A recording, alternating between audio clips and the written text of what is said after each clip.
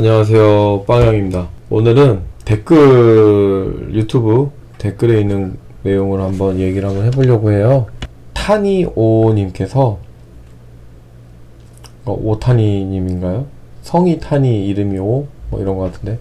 아무튼, 제가 올린 영상, 사수 없는 회사 얘기를 했었는데, 사수 없는 회사는 나오는 게 맞는 거군요. 1월 초부터 신입으로 4개월째 다니고 있는데 사수가 없으니 실력이 정체되어 있다는 느낌이 항상 들었습니다. 관두고 싶지만 진행 중인 프로젝트도 있고 청년 내일 채용 공제에 가입도 되어 있어 고민입니다. 프로젝트 가로 열고 정부 과제 가로 닫고 중간에 나오기엔 도망가는 것 같고 나오지 않는다면 경력이 쌓이게 되니 어찌 해야 할지 모르겠네요 라고 댓글을 달아주셨어요. 일단 제가 청년 내일 채용 공지에 대해서 아까 퇴근 중에 한번 검색을 해봤어요. 이게 그거더라고요. 이제 뉴스 본 기억이 있어요. 적금 붙듯이 월급에서 얼마를 내면 또 노동부에서 또 얼마 내주고 해가지고 뭐 좀 큰 돈을 모을 수 있게 해주는 거라고 제가 들었어요. 근데 이거를 중간에 해약을 하고 다시 가입을 하는 게 가능한지 안 하는지 제가 그것까지 아직 정확히는 모르겠는데 제가 요거 한번 시간 되면 연락을 한번 제가 한번 해가지고 이런 거에 대해서 한번 얘기를 해도 괜찮을 것 같아요. 일단 이거를 배제하고 한번 얘기를 한번 해볼게요. 학원이나 혹은 대학을 나와서 취업을 했어요. 실력은 아마추어겠죠, 당연히. 그런데 취업을 함과 동시에 이제 프로예요, 프로. 그런데 소스코드 짜는 방식은 아마추어죠, 그죠? 그래서 아마추어일 때 이제 사수한테, 고참한테 코딩하는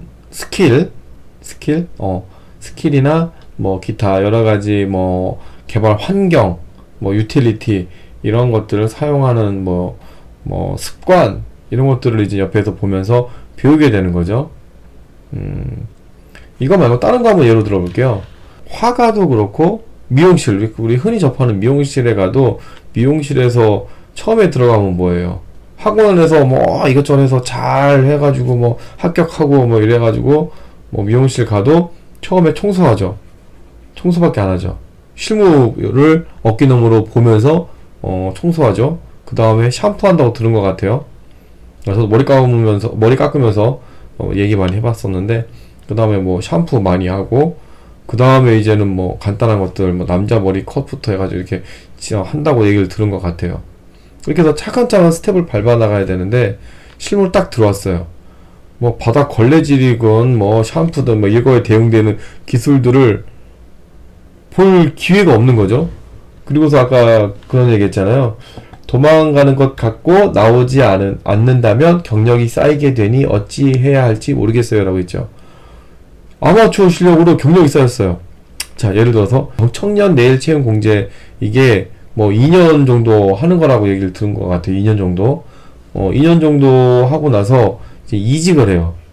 자, 2년 정도면은 자, 고참 밑에서 배웠다, 사수가 있는 상태에서 좀 업무를 배웠다 라고 하면 기본적인 건 다 할 수 있거든요. 그런데 2년 동안 실무에서 혼자 독학으로 맨땅에 헤딩하듯이 컸어요. 그리고 나서 진짜 이 회사 사수도 없고 실력이 정체되어 있다는 느낌이 항상 들었기 때문에 관두고 싶었던 그 욕망을 2년을 채우고, 왜? 청년 내일 채용 공제 때문에 2년 채우고 그만을 뒀어요. 그만둬가지고 다른 데로 이직을 했는데, 이직하자마자 내 밑에 부사수가 들어오게 됐네? 신입사원이? 나 경력자니까? 뭐 어떻게 할 거예요?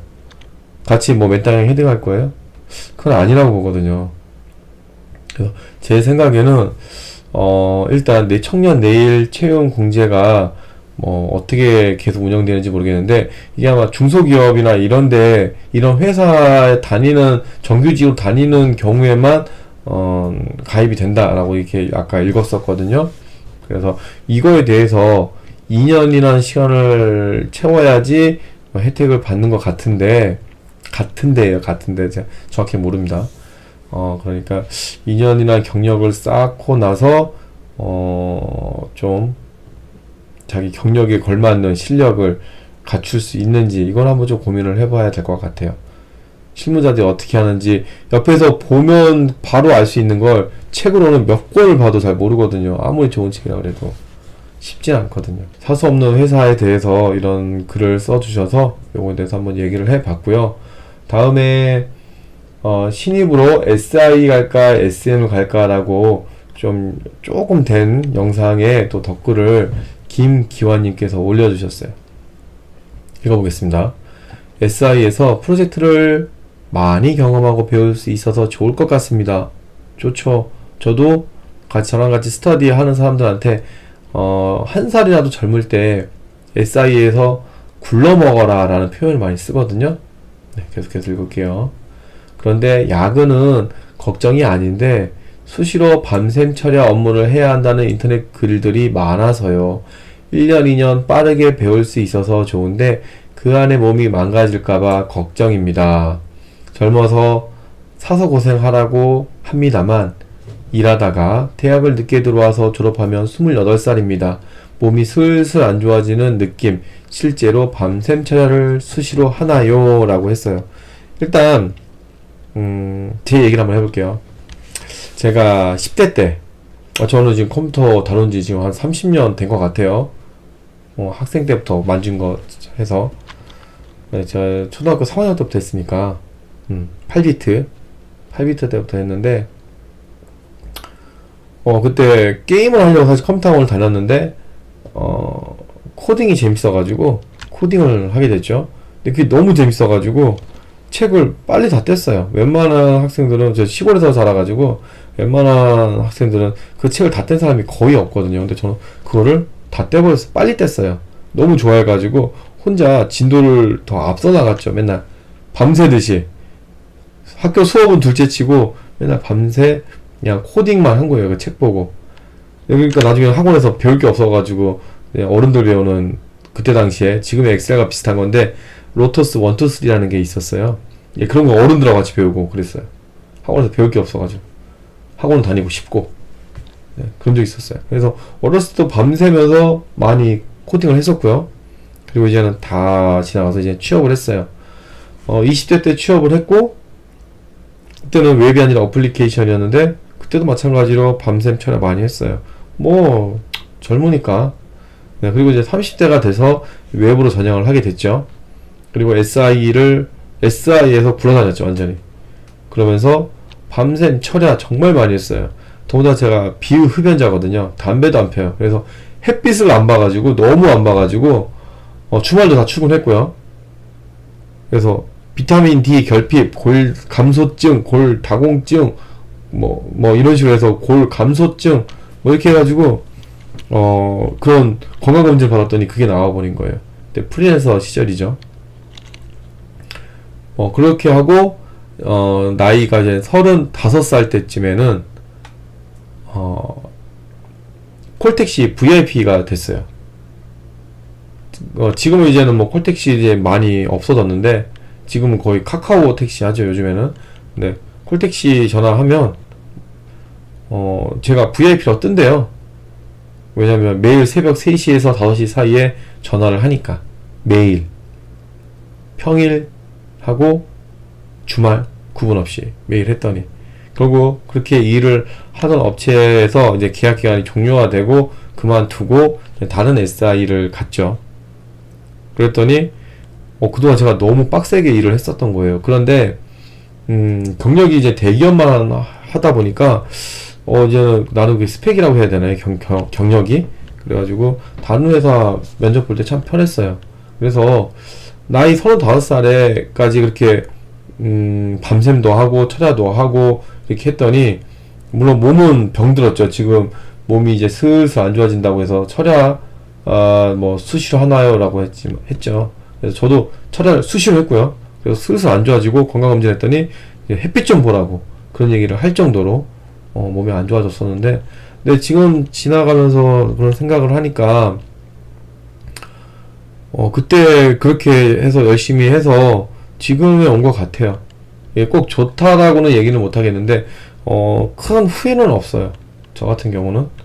그래서 밤샘 철야하면서 짧은 기간 동안 많은 공부를 했고 많은 경험을 했고 사람들과 많은 얘기를 했고 회사 욕도 많이 하고 뭐 사람들 뭐 관리자들 욕도 많이 하고 감욕도 많이 해 가면서 뭐 술은 잘 안 하지만 술자리도 많이 해가면서 사람들하고 친해지고 뭐 그런 시간을 보냈던 것 같아요.